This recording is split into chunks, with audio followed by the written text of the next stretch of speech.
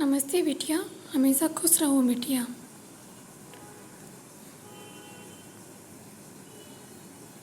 Myself Dr. Mona Pathak, Assistant Professor in the Department of Pathology, Faculty of Homeopathic Science, Jyoti Vidyapeeth, Women's University, Jaipur. So today I am discussing about a small topic that is from GIT. This is duodenal ulcer. So let's start. What is duodenal ulcer? Duodenal ulcers are part of broader disease state categorized as peptic ulcer diseases. Peptic ulcer disease refers to the clinical presentation and disease state that occurs when there is disruption in the mucosal surface and the level of stomach.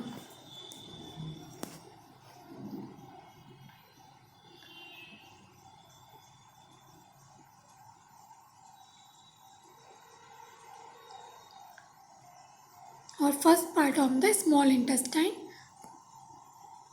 of the duodenum. Anatomically, both the gastric and duodenal surface contain defense system that includes preepithelial, epithelial and subepithelial elements.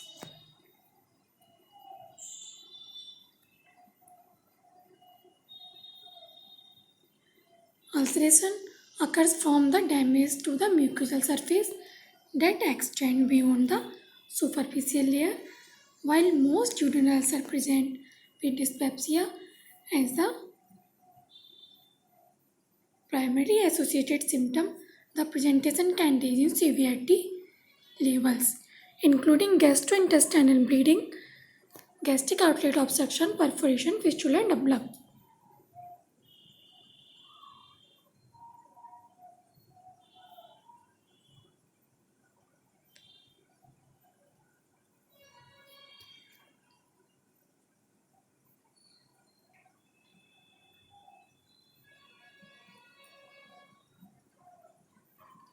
Epidemiology of duodenal ulcer. According to multiple studies that have evaluated prevalence of duodenal ulcer, they are estimated to occur in about 5% to 15% of Western people. Previously, the recurrence and prevalence rates were extremely high due to lack of identification and effective treatment of H. pylori infection. Most recently, a systematic review of 7 studies discovered the rates to be significantly lower. However, the variability was thought to be due to the prevalence of H. pylori in the population studied and the guidelines for the diagnosis utilized, including endoscopic guidelines. What are the etiologies of gastrointestinal duodenal ulcer?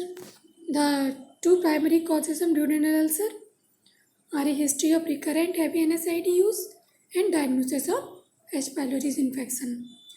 The majority of patients carry a secondary diagnosis of H. pylori. However, the infection rate have declined. Other previously uncommon etiology are now becoming more prevalent. Other causes of duodenal ulcer, including etiology that is similar ways to the NSAIDs and H. pylori, disturb the lining of duodenum wall. Some of these including Zollinger-Ellison syndrome, malignancy, vascular insufficiency and history of chemotherapy. This is the pathogenesis of duodenal ulcer. When acidity increases in duodenum wall, this will develop islands of gastric metaplasia in the duodenal wall.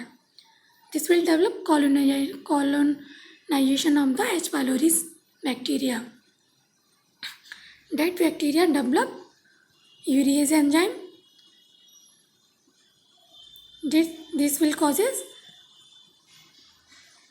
this chemical reaction in the wall of the gastric mucosa. This will increase mucosal pH in the wall of the duodenum. It will causes back diffusion of chyne from gastric lumen. This develop duodenal ulcer. What are the clinical symptoms in the duodenal ulcer? First is pain food relief pattern, in which duodenal ulcers when develop relief by taking food. Next common symptom, the pain develop in night. That is more common. Vomiting not found in duodenal ulcers.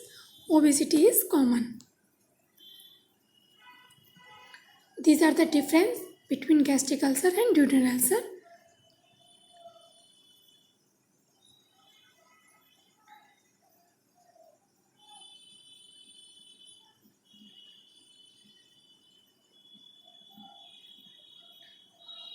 And these are the complications of duodenal ulcer. First one is perforation of the walls and hemorrhage in the walls, obstruction in the GIT walls, and malignant ulcers. That is a morphological features of duodenal ulcer. Grossly, ulcers commonly found in the first part of duodenum. They are 1 to 2 centimeter in size, round to oval, and punched out. You can see here in pictures. These are the ulcers in duodenal wall. Microscopically, ulcers formed by 4 layers of wall: superficial exudative, necrotic layer, and granulous tissue layer, and cicatrization, means scar formation. So today's session is completed.